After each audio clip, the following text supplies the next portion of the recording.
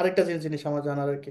So এই ক্ষেত্রে কি যারা মনে করেন যে এক্সিস্টিং পর্তুগাল আছে, অনেক প্রসপেক্ট স্টুডেন্ট আছে, তারা চাইতেছে যে যারা পর্তুগাল এক্সিস্টিং অলরেডি আছে, যাদের রেসিডেন্সি নাই বা যাদের সিসও আছে ধরেন, তারাও কি স্টাডিতে ঢুকতে পারবে কিনা, আপনার কি মনে হয়? তো এটা হচ্ছে যে 92 এর যদি আমি আইনটা বের করছি 3 নম্বর আর্টিকেল অনুযায়ী, যে সে যদি টেরিটরিতে লিগেলি প্রবেশ করে সেক্ষেত্রে সে হায়ার মানে হায়ার স্টাডি সে করতে পারে। তো আপনি চাইলে কাজও করেন, স্টাডিও করেন, তো এটাই করতে পারবেন। তো এটাও তো সমস্যা নেই যে আপনাকে একদম কাজে চলে যায়, তাহলে স্টুডেন্ট কেন হয়েছেন? তো আপনি স্টুডেন্ট হন, ওকে, আপনি ওয়ার্কিং স্টুডেন্ট হন আপনার। হাই এভরিওয়ান, কি অবস্থা সবার? আশা করি সবাই ভালো আছেন। চলে আসলাম আর একটা খুবই ইন্টারেস্টিং এন্ড খুব বেশি ইনফরমেটিভ একটা পডকাস্ট নিয়ে, এবং আজকে আমাদের সাথে ফরিদ ভাই আছে, মুন্না ভাই আছে। এবং আজকে আমরা আমাদের আগের একটা যে পডকাস্ট ছিল, আহ, আমরা মেবি সেটা পাবলিশ করছিলাম 17 নাকি 18 তারিখ, রিগার্ডিং দ্য ইউরোপের অন্যান্য কান্ট্রি থেকে যারা পর্তুগালে স্টাডি করতে চাইতেছেন, তার একটা মোটামুটি কনক্লুশন নিয়ে আমরা আজকে আসছি। কারণ আমরা লাস্ট পডকাস্টে খুব ডিটেলস বলতে পারিনি অনেক কিছু, কারণ এটা নিয়ে আমাদের কিছু দ্বিধাদ্বন্দ্ব ছিল। ইভেন যে এখনো যে সব কিছু ক্লিয়ার সেটাও না, বাট একটা মোটামুটি আমরা স্ট্রাকচার দাঁড় করাইতে পারছি, এবং মোটামুটি পর্তুগালের রুলস এবং আপনারা যারা অলরেডি পর্তুগাল সম্পর্কে মোটামুটি আইডিয়া রাখেন, ফরিদ ভাইকে সবাই চেনেন, তাকে নতুন করে পরিচয় করে দেওয়ার মতো কিছু নাই। সো আমরা একজন এক্সপার্ট ওপিনিয়ন এখানে নিয়ে আসছি, যদিও এখানে কেউ লয়ার না, কেউ এক্সপার্ট ওরকম না, বাট আমাদের সাইড থেকে আমরা যতটুকু জানি আর কি, সেখান থেকে আসলে আমরা আজকের এই পডকাস্টটা একটু অন্যভাবে করার চেষ্টা করবো এবং কিছু ইনফরমেশন এখানে শেয়ার করার চেষ্টা করবো। ফরিদ ভাই, মুন্না ভাই, কি অবস্থা? Thank you so much Farid ভাই আমাদের চ্যানেলে আরেকবার আসার জন্য। We are really grateful to have you today.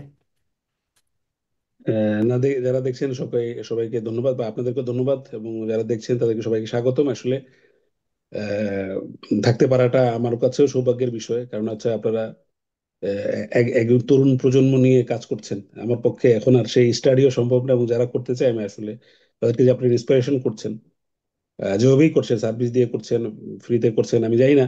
তো সবকিছুতে যেটাই করছেন এটাই একটা সার্ভিস। আপনার এমন সময় মনে হয় যে আমরা মানে টাকা দিয়ে অনেক কিছু পাই না, সঠিক গাইডলাইন পাই না। অনেকে আছে অনেক টাকা, অনেক লাখ লাখ টাকা খরচ করেছে, এখানে এসে দেখে যে এটা আসলে যে সার্ভিসটার জন্য সে লাখ লাখ টাকা খরচ করেছে, এখানে আসার পরে তার জন্য সে এসে বলে যে ভাই আমি যে টাকা খরচ করেছি তার চেয়ে বেশি আমার উপকার হয়েছে। কারণ হচ্ছে যে আমি হয়তো, আমার কাছে প্রথম মনে হয়েছিল আমি এই সার্ভিসের জন্য এই টাকা দিব, কিন্তু এসে দেখলাম যে না, আসলে যদি ওই সার্ভিসে আমি এই টাকা না দিতাম তাহলে আমার প্রপার গাইডলাইনটা হইতো না, নাহলে আমি একটা জটিল পরিস্থিতির মধ্যে পড়ে যেতাম। তো যাই হোক, অনেক সময় টাকা দিয়েও আবার ফ্রিতেও এমন কিছু পাওয়া যায় যেটা হচ্ছে লাখ টাকার উপকারী।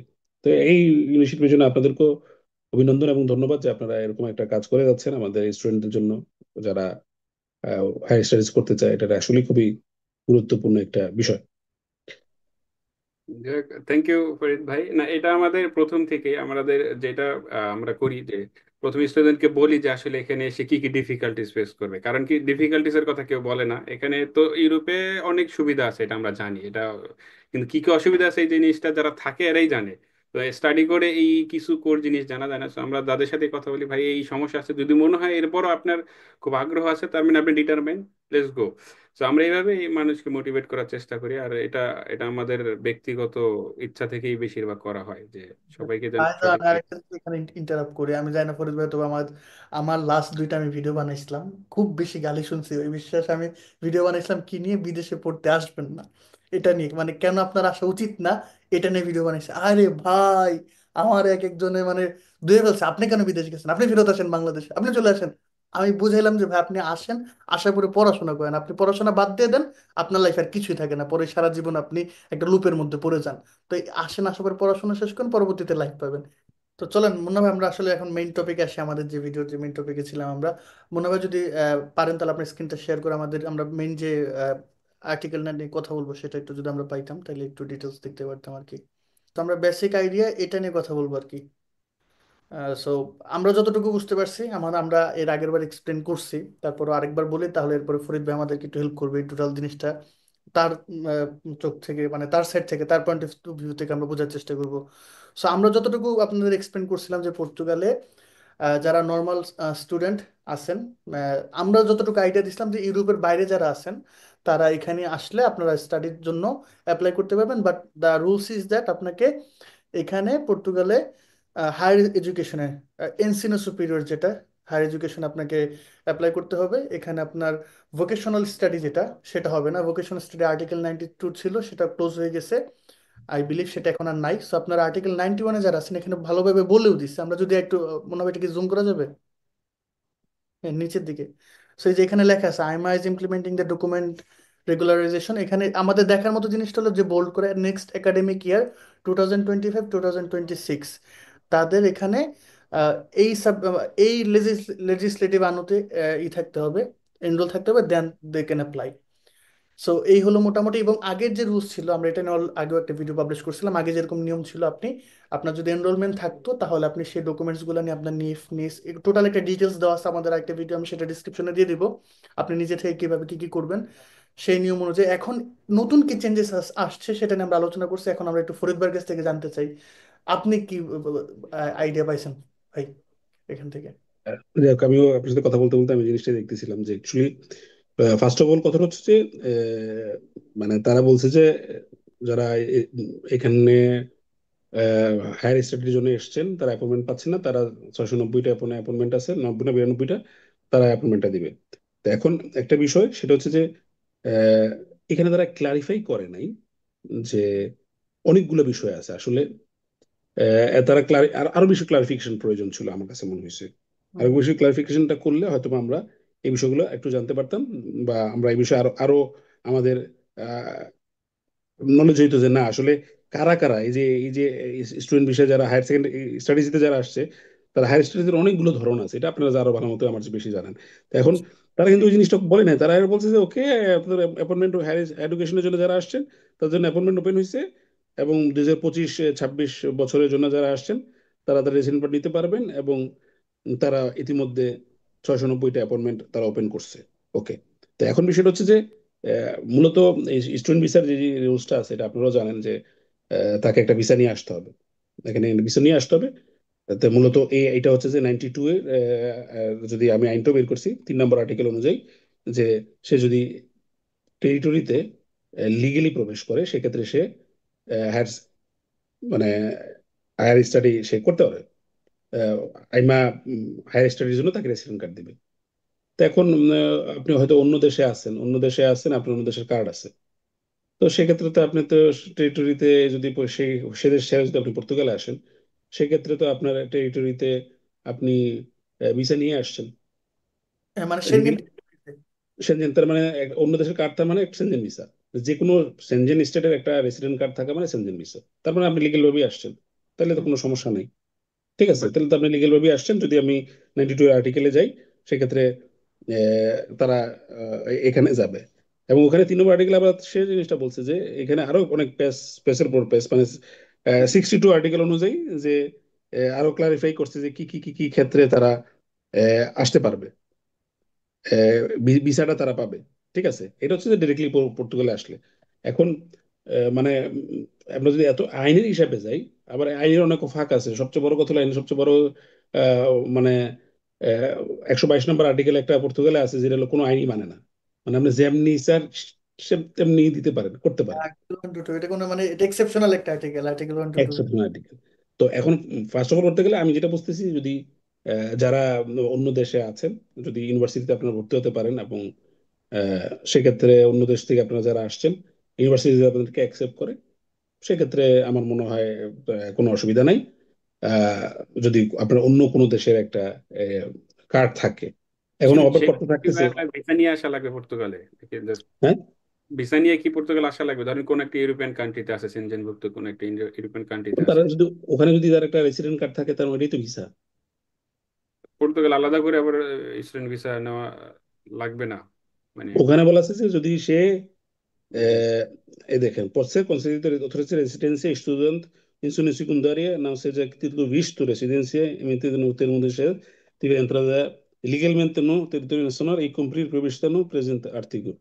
ঠিক আছে, তো এখন সে যদি এই টেরিটরিতে লিগেলি প্রবেশ করে, সেক্ষেত্রে সে কার্ড পাবে, মানে সে রেশন কার্ডের জন্য অ্যাপ্লাই করতে পারবে। আরো আরো একটা বড় ফ্যাক্টর হচ্ছে যে তাকে এনটিটি অ্যাকসেপ্ট করে কিনা। যদি অনেক সময় ইউনিভার্সিটিও, আমি জানি না কতটুকু, বাট অনেক সময় ইউনিভার্সিটিও অ্যাকসেপ্ট করে না। তো যদি ইউনিভার্সিটি অ্যাকসেপ্ট করে, সে যদি এই টেরিটরিতে লিগেল ভাবে সে যদি প্রবেশ করে, বহুত ইন্টারেস্টে সে রেসিডেন্ট কার্ডের জন্য অ্যাপ্লাই করতে পারে। ওকে, সো দ্যাটস ফেয়ার ইনাফ।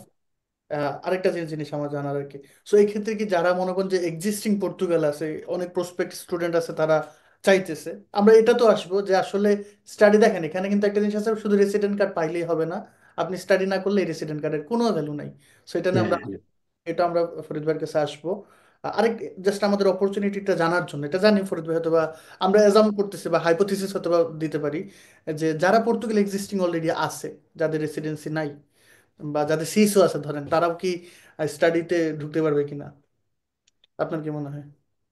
এখন বিষয়টা হচ্ছে যে অনেকগুলো ফ্যাক্টর আসলে চলে আসছে। আমি যদি সব বিষয়ে জানতে চাই, আমি বলবো যে এটা টোটালটাই নির্ভর করে আসলে বর্তমানে জিনিসটা আছে যে পর্তুগালের যে মাইগ্রেশন পলিসি, এটা আসলে পর্তুগালও কিছুটা নিয়ন্ত্রণ করে, আর বেশিরভাগ ক্ষেত্রে ইউরোপিয়ান নিয়ন্ত্রণ করে।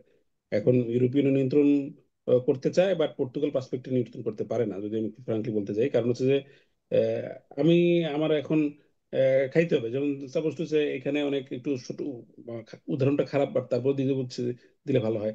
এখানে অনেক সেন্টার আছে, যে সেন্টারে আপনি মানে খুব নিরাপদ ওয়েতে ড্রাগস নিতে পারবেন। অর্থাৎ যে হেরোইন প্যাথেটিন ড্রাগস নেয়, তাদেরকে একটা সুযোগ করে দেয় যে তুমি এখানে, তাদেরকে সিরিঞ্জ দেয়, বসার জায়গা দেয়, তাদেরকে পানি পানি দেয়, সুযোগ করে দেয়। মানে এই লোকটা হচ্ছে যে ড্রাগস না নিলে তার কোনো সমস্যা নেই, বাট তাকে তাকে একটা নিরাপদ হয়ে যায় যাতে সে এফেক্টেড না হয়, কোনো সাধারণ ডিজিজের মধ্যে না পড়ে, এই জিনিসগুলো। তো বিষয়টা হচ্ছে যে এখন পর্তুগালের সিচুয়েশনটা হচ্ছে এরকম যে এখানে ইমিগ্রেন্ট প্রয়োজন।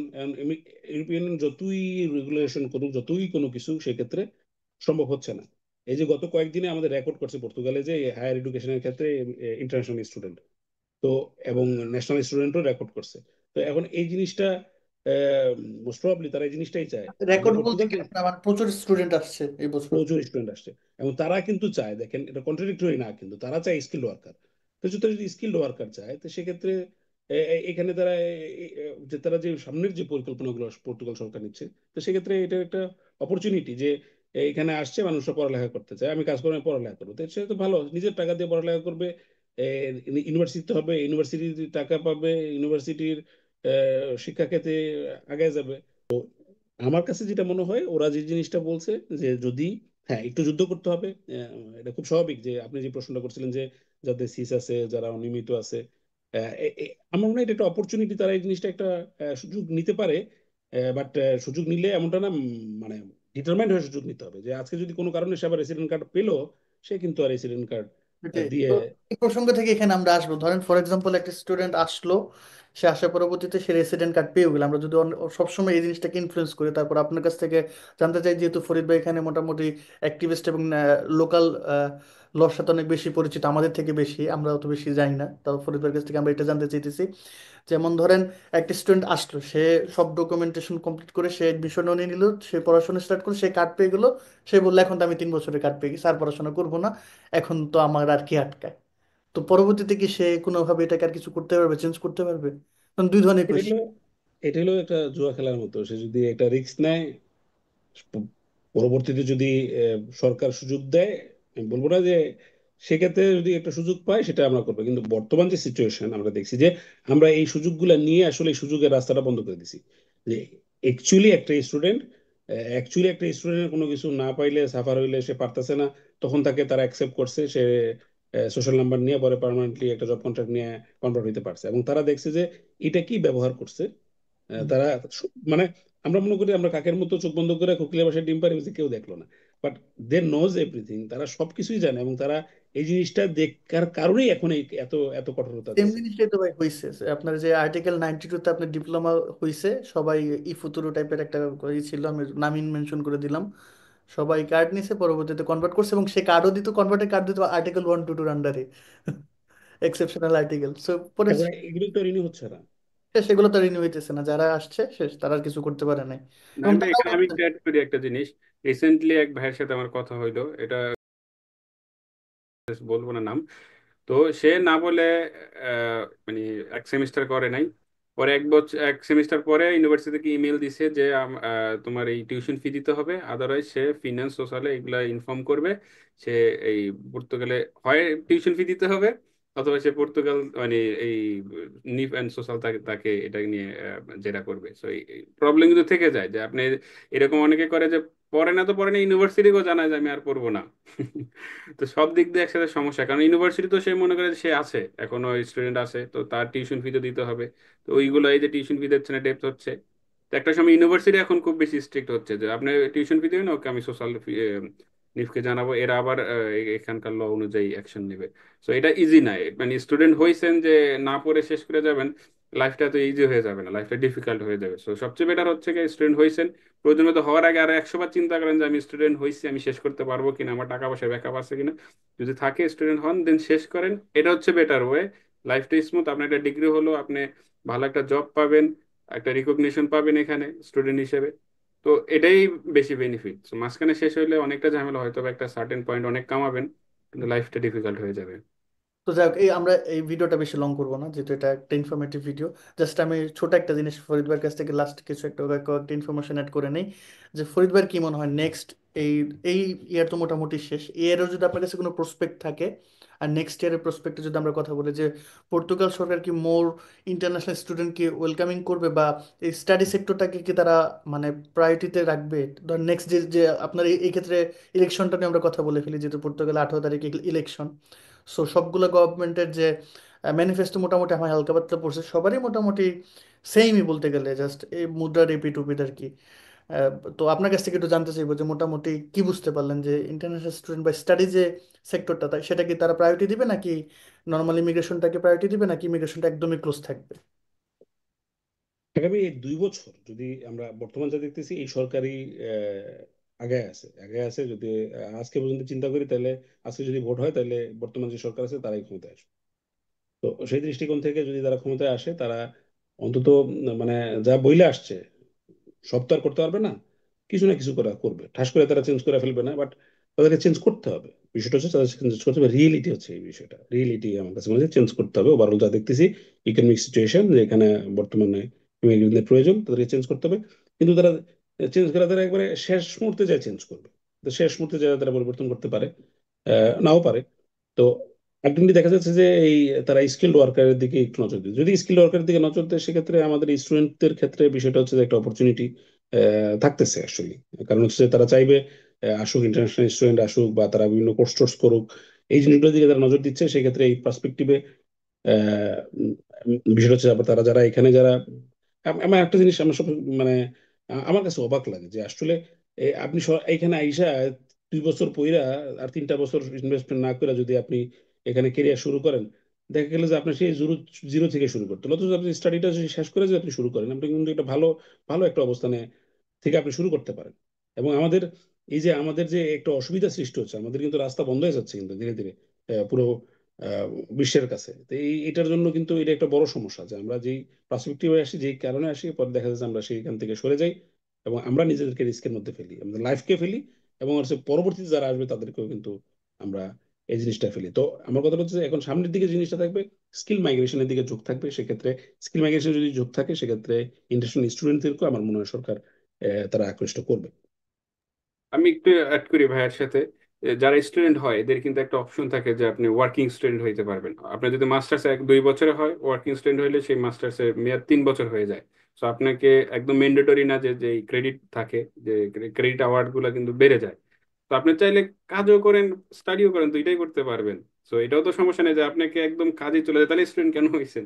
তো আপনি স্টুডেন্ট হন, ওকে, আপনি ওয়ার্কিং স্টুডেন্ট হন, আপনাকে আপনার এই ক্রেডিট কমায় দিবে এরা, আপনার ওয়ার্কিং লোড কম থাকবে, স্টাডি লোডটা কম থাকবে। তো এটাও তো করতে পারে অনেকে।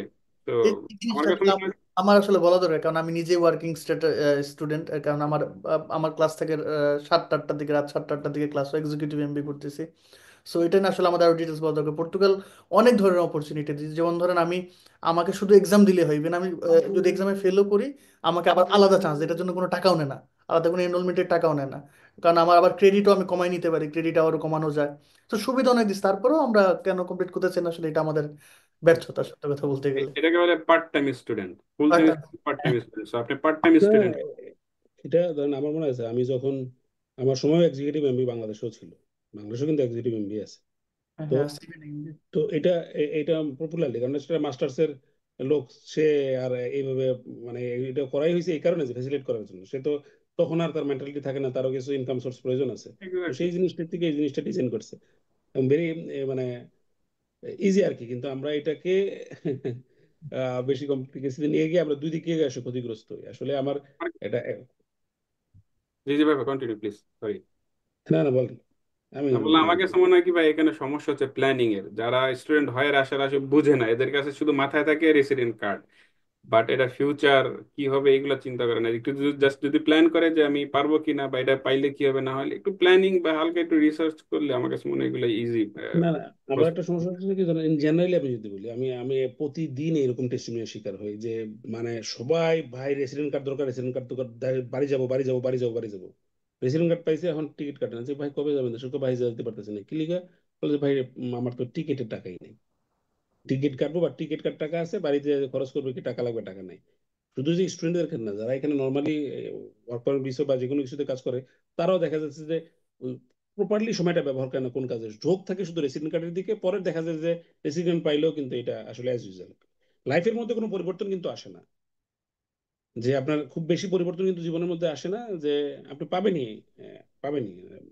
আমরা যখন আসছিলাম এটা কথা সবাই বলতো, আমি যখন আসছিলাম একটু তখন তখন এরকম কমপ্লিকেশন ছিল যে পর্তুগাল হচ্ছে খাজা বর্দা, এখান থেকে কেউ ফেরত যায় না।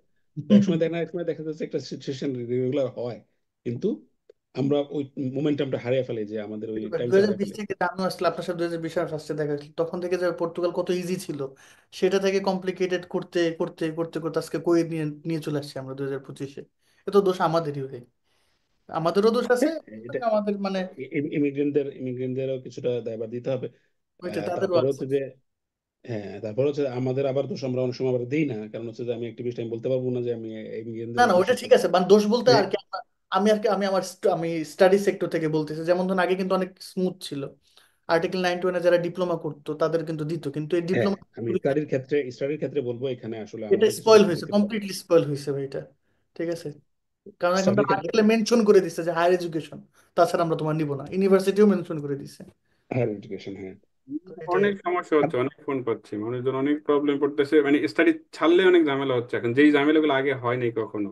এগুলো ওরা নতুন নতুন জিনিস পাচ্ছে, প্রবলেম, এটা নিয়ে অ্যাকশন হচ্ছে। আর আমার কাছে মনে হয় যে এটা ফিউচারে ঝামেলা হবে আরো, যদি এরকম না হইতে না, থাকে। এখন এই যে দেখেন এই জিনিসটাও একটা ঝামেলা আরো বাড়বে, যেটা হচ্ছে যে অনেকেই এখন চেষ্টা করতেছে যে ঠিক আছে ওকে, আমি এইভাবে আমার ডকুমেন্ট হবে না, আমি দেখি হায়ার স্টাডি করে এতে ডকুমেন্ট নিতে পারি কিনা। এমনকি ওই যে আইমা অ্যাপয়েন্টমেন্টটা দেওয়ার পরে অনেকে চাচ্ছে যে, আমাকে অনেকে ফোন করতেছে, ভাই আমি এইভাবে কি, সেই স্টুডেন্ট ছিল সে চাচ্ছে যে ভাই তাই আমি আবার কন্টিনিউ করতে চাই, তাই মানে কন্টিনিউ করতে চাইলে আপনি স্টুডেন্ট ইয়ার সাথে যোগাযোগ করেন, ইউনিভার্সিটির সাথে যোগাযোগ করেন, ইউনিভার্সিটি যদি আপনি কন্টিনিউ করে সবকিছু প্রসেস করে তাহলে আপনি সেই বিষয়ে যাবেন। এখানেও কিন্তু বেশ কিছু কমপ্লিকেসি চলে আসতেছে। আর সবচেয়ে বড় কথা, আমি সবসময় এই জিনিসটা বলি অথরিটিকে, আইমা আসলে অনেক কিছু খোলাখুলি বলে না। যেমন এই যে এই অ্যাপয়েন্টমেন্টের বিষয়টা যদি সে যদি খোলাখুলি বলে দিত, এই কন্ডিশনে এই আর্টিকেলের এই কাজে যারা আসবে শুধু তাদেরকে দেওয়া হবে, তারা কিন্তু সেই বিষয়ে খোলাখুলি বলে নাই, বলছে না, হায়ার স্টাডি। হ্যাঁ, আমার ফ্রেন্ড একটা কল ছিল, কল দেওয়ার পরে বলতেছে যে আপনার এনরোলমেন্ট লেটার আগে থাকতে হবে। তো তার মানে এবার আগে কনফার্ম করবে আপনি স্টুডেন্ট হয়েছেন কিনা। আর এখন এনরোলমেন্ট নিতে গেলে ভার্সিটিও চালা গেছে, ভার্সিটি আপনাকে 3-4 হাজার ইউরো নিয়ে নিবে। সো এখানে যারা পড়াশোনা করবেন আপনার 3-4 হাজার ইউরো কিন্তু গেছে, ওইটাও চিন্তা করেন। না না, রে তো এখন বিষয়টা হচ্ছে ওরা আইনও বিষয়গুলো ক্লারিফাই করে না, স্পষ্ট করে তারা বিষয়টা বলে না যে আসলেও তারা কি বলতে চাচ্ছে, বা তারা শুধুমাত্র বলে দেয় এই বিষয়টা, এবং এরপরে দেখা যাচ্ছে যে অথরিটিও বোঝে না। এমনকি এই সংস্থাটা আনরিচেবল, বলতে গেলে কি, তারা খুবই আনরিচেবল, মানে আপনি তাদের কাছ থেকে যে কোনো তথ্য জানবেন সেটা আসলে শত সহজে জানা যায় না। তো আমার কাছে সবসময় আমরা বলি, আমি সবসময় বলি, আমি গতকালকে টিভিতে, ওই গত 2 দিন আগে এখানকার ন্যাশনাল টিভিতেও বলছি যে আমরা চাই আইমা আমার একটা সংস্থা, এই সংস্থাটাকে চাই আমরা মর্যাদাপূর্ণ একটা একটা সংস্থা হিসেবে চাই, যাতে তারা দ্রুত রেসপন্স করতে পারে ইমিগ্রেন্টদের।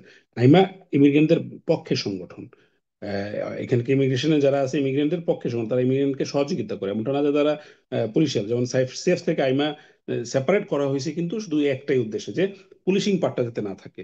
তো যেখানে মানে যাতে ইমিগ্রেন্টদের সহযোগী হতে পারে সংগঠনটা, সেদিকে যেহেতু নজর দিচ্ছে, তার মানে এটা ইমিগ্রেন্টদের জন্য সহায়ক। তারা চাচ্ছে যে পুলিশটাকে সরাই দিতে, অ্যাডমিনিস্ট্রেটিভ পার্টটা রাখতে। তো দেখা যাচ্ছে যে আমরা আগে থেকে আরো বেশি কমপ্লিকেটেড হয়ে গেছে, এবং এটা আমরা আসলে আমাদের যে এটা দরকার আমরা সেই জিনিসটা পাচ্ছি না। বুঝতে পারছি। Okay, thank you so much Farid ভাই, আমরা মোটামুটি এই টপিকটা নিয়ে একটা ভালো ধারণা পাইছি। আমরা আসলে এটাকে এখানে শর্টকাট করি, তাহলে আমাদের অনেক স্টুডেন্ট যারা আছে তারা দেখে একটা আইডিয়া পাবে।